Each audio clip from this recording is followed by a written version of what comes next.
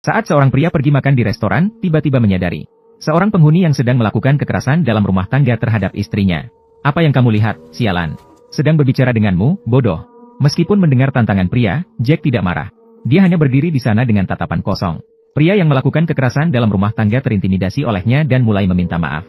Dengar, bro, aku hanya sedang tidak mood hari ini. Tidak akan terjadi lagi. Setelah mendengar itu, Jack baru merasa puas masuk ke restoran. Namun belum sempat mencicipi makanan manis favoritnya.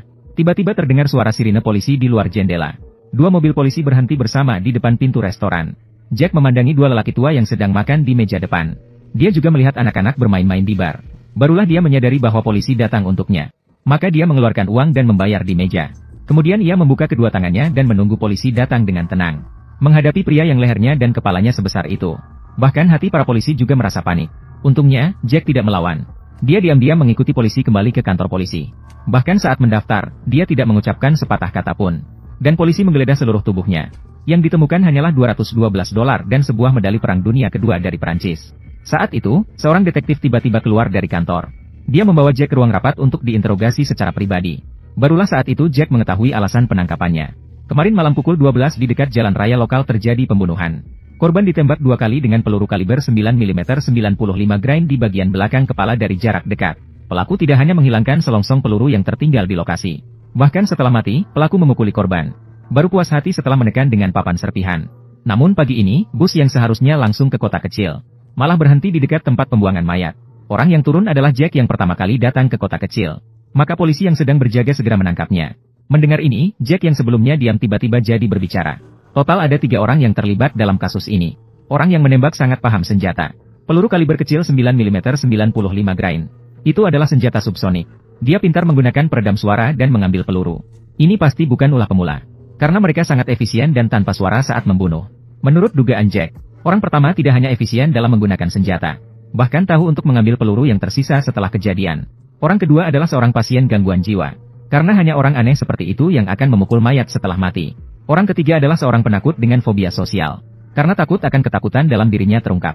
Maka mayat itu dikubur dengan papan serpi. Untuk memberikan sedikit hiburan spiritual bagi dirinya sendiri. Meskipun polisi juga mengakui kemampuan deduksi Jack yang kuat. Namun hal ini tidak dapat menjelaskan mengapa dia muncul di lokasi kejadian pada hari kejadian. Dan di sekitar tempat pembuangan mayat. Dan di dalam sepatu korban ada selembar kertas dengan nomor telepon. Sebelum polisi mengidentifikasi pemilik nomor tersebut, Jack hanya bisa ditahan di kantor polisi untuk sementara waktu. Namun yang mengejutkan adalah, polisi sudah menemukan pemilik nomor tersebut sejak awal. Seorang bankir muda bernama Paul. Namun ketika polisi menemukannya untuk penyelidikan dan bukti. Namun, Paul melihat sebuah mobil sedan hitam berhenti di depan rumahnya. Mobil sedan hitam berhenti. Ekspresinya tiba-tiba menjadi sangat gelisah. Sebelum detektif selesai berbicara, dia mengakui sebagai pembunuh. Itu aku. Saya membunuhnya. Saya adalah pembunuhnya. Detektif saat itu jelas menyadari bahwa Paul sedang berbohong. Namun, untuk memverifikasi dugaannya, dia bersiap untuk menghadapinya. Jadi, kau pikir aku akan percaya? Kamu yang tidak memiliki catatan kriminal, akan dengan seenaknya membunuh seseorang? Menembak kepala lawan dengan senapan ganda. Kemudian membakar mayat hingga habis. Ya, itu aku yang melakukannya. Rose di samping juga mengerti semuanya setelah mendengar itu. Pria ini jelas dijadikan kambing hitam dan dibuang. Namun, karena prosedur, mereka harus membawa Paul ke kantor polisi terlebih dahulu. Dan melepaskan Jack yang ditahan tanpa alasan beberapa hari. Namun, inspektur tidak ingin melepaskannya begitu saja. Dia mengira Paul mengakui telah membunuh seseorang. Ini adalah untuk membersihkan nama baik Jack. Mendengar ini, Jack mulai merasa marah. Dia menyebut ketika Paul baru saja masuk kantor polisi. Dan bertatap mata dengan polisi Stephen selama 2 detik. Ini cukup membuktikan bahwa Stephen pasti tahu sesuatu. Namun detektif merasa Jack sedang bermain-main dengan sengaja. Kamu sepertinya sangat yakin dengan tebakanmu sendiri. Benar, sama seperti saya yakin kamu belajar di Harvard. Baru saja bercerai dan baru saja berhenti merokok. Dilihat dari penampilanmu, kamu menerima pendidikan yang baik. Namun kamu bekerja di tempat terpencil seperti ini. Terlihat tidak cocok dengan orang-orang di sekitarmu. Kamu terlihat berusia awal 40-an. Bekerja di kantor polisi Boston hampir 20 tahun. Tidak hanya menerima pensiun penuh, bahkan bisa membeli setelan jas mahal. Tapi pakaianmu terlihat kuno. Ini menunjukkan tidak ada wanita yang membimbingmu dalam berpakaian. Entah janda atau baru saja bercerai. Kemungkinan besar baru bercerai karena masih memakai cincin. Jack mengira perkataannya bisa meyakinkan detektif. Tapi tak disangka lawannya sangat curiga. Mereka malah memaksa Jack dan Stephen berhadapan langsung. Baru saat itu semua orang tahu Stephen dan Paul adalah sepupu. Malam tadi mereka mengadakan makan malam keluarga di rumah hingga jam 2 pagi. Saat kejadian, Paul mabuk berat dan tidak mungkin melakukan pembunuhan. Namun dia malah tanpa alasan mengaku sebagai pembunuh. Menunjukkan bahwa dia pasti mengetahui beberapa informasi terkait. Detektif yakin akan memaksa dia mengaku setelah beberapa waktu di penjara. Maka mereka bersiap untuk membawanya ke tahanan. Namun tak disangka Jack yang sebenarnya membantu detektif. Namun mereka juga dibawa masuk bersama karena menyerang petugas polisi. Mereka hanya pertama kali datang ke penjara ini. Petugas jaga ingin memberikan intimidasi kepada mereka. Dia alasan melakukan pemeriksaan dan meminta mereka melepaskan pakaian. Namun pada saat itu Jack berkata, "Tidak bisa. Jika kamu pikir melakukan pemeriksaan tidak akan menyakiti tubuhmu, maka coba saja." Melihat Jack yang memiliki leher dan kepala sebesar itu, petugas hanya bisa mundur dengan sopan. Namun kehidupan di penjara tidak sebanding dengan di luar. Jack yang tinggi besar dan tak kenal takut.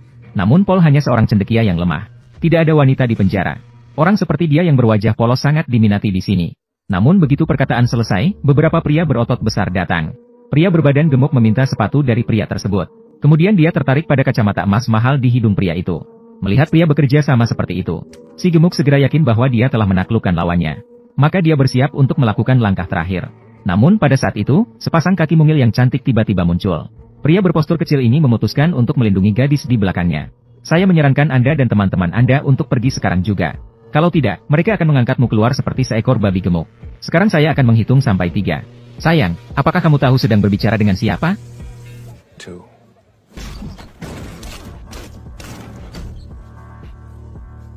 Setelah melakukan semua ini, Jack tidak lupa membantu Paul mendapatkan kembali sepasang kacamata.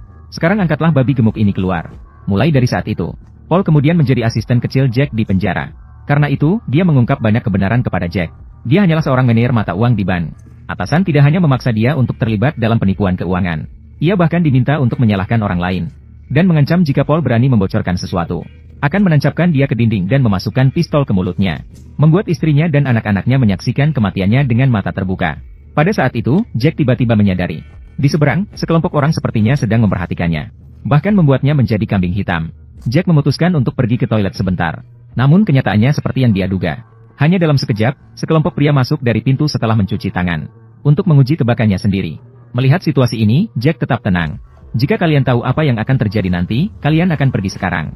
Saya akan memberi kalian kesempatan, saya akan menghitung sampai 3.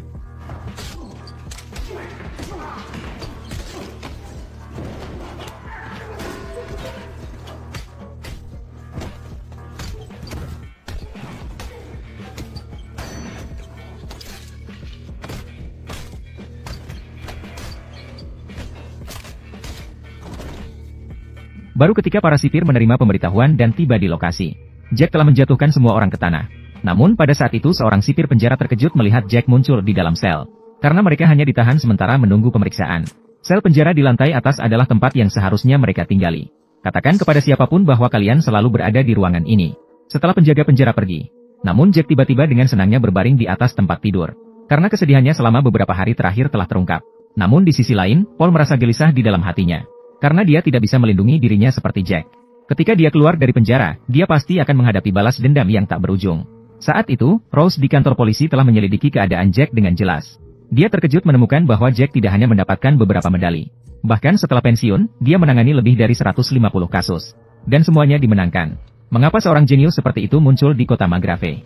Mengapa seorang jenius seperti itu tinggal di penjara? Saya tidak ingin menjadi orang yang mengirimnya ke penjara.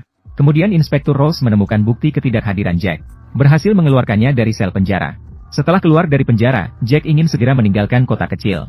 Namun setelah mendengar Inspektur Rose ingin mengajaknya makan malam, Jack memutuskan untuk menunda keberangkatannya 2 hari lagi. Untuk kencan malam mereka, Jack khusus pergi ke salon cukur untuk bercukur. Namun tiba-tiba sebuah truk mewah muncul di luar pada saat itu. Jack langsung tahu bahwa orang itu datang untuknya. Namun tidak disangka pria kaya di depannya. Ternyata adalah putra besar dari perusahaan terbesar di kota, Clay Industries. Tujuannya datang hanya untuk memperingatkan Jack. "Hati-hati, Letnan Kolonel Rache." Jack juga tidak ingin membuat masalah di pinggir jalan. Maka dia bersiap untuk pergi ke kantor polisi mencari Rose. Namun pada saat itu, Rose memberitahunya bahwa makan malam dibatalkan.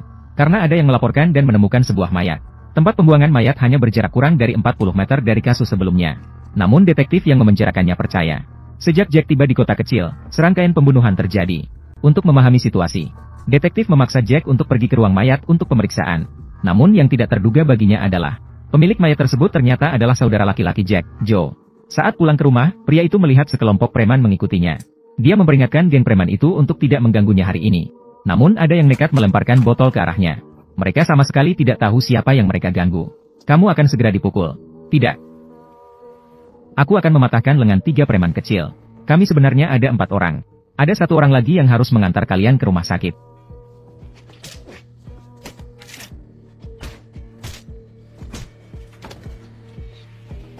Aku tahu jalan ke rumah sakit. Namun pada saat itu, Jack masih tidak tahu. Mereka datang untuk mengulur waktu. Karena letaknya di sisi lain. Sebuah kelompok 4 orang menyusup diam-diam ke rumah kepala polisi.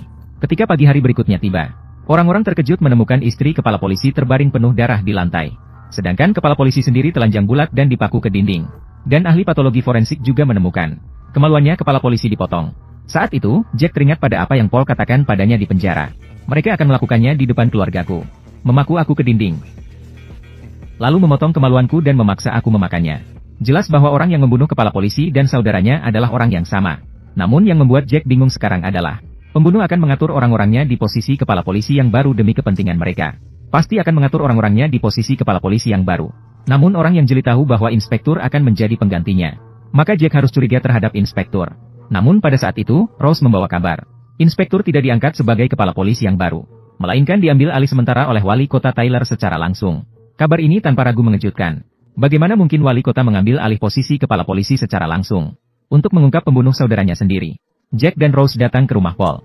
Namun istrinya mengatakan bahwa Paul tidak pulang semalaman. Mereka berdua dari mengenal hingga menikah. Paul tidak pernah tidak pulang semalaman. Dan ponselnya dimatikan. Hal ini membuat Jack curiga bahwa Paul mungkin sudah dibunuh. Maka dia segera mencari Inspektur Finley. Dengan harapan dia bisa mengirim orang untuk melindungi keluarga Paul. Setelah menyelesaikan semuanya, Jack kembali ke rumah Paul. Namun pada sore hari itu, Jack menemukan sebuah mobil sedan hitam melayang di dekat rumah Paul. Dia tiba-tiba menyadari bahwa tempat ini mungkin tidak aman lagi. Maka meminta istri dan anak-anak Paul untuk segera meninggalkan villa. Namun pada saat itu, seorang pria asing tiba-tiba masuk melalui pintu. Hei, tenang saja. Saya Pichard. Jack memeriksa kartu identitasnya dengan seksama. Mengkonfirmasi bahwa yang datang adalah Pichard yang diatur oleh inspektur untuk melindungi mereka. Ketegangan dan kemarahan pun mereda. Melihat istri dan anak-anak Paul naik ke mobil Pichard, Jack pun bersiap untuk mencari petunjuk berikutnya. Oke teman-teman, selamat pagi. Terima kasih ya yang sudah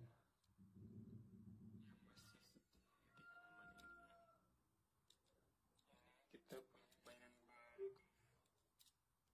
Wah, punya mainan.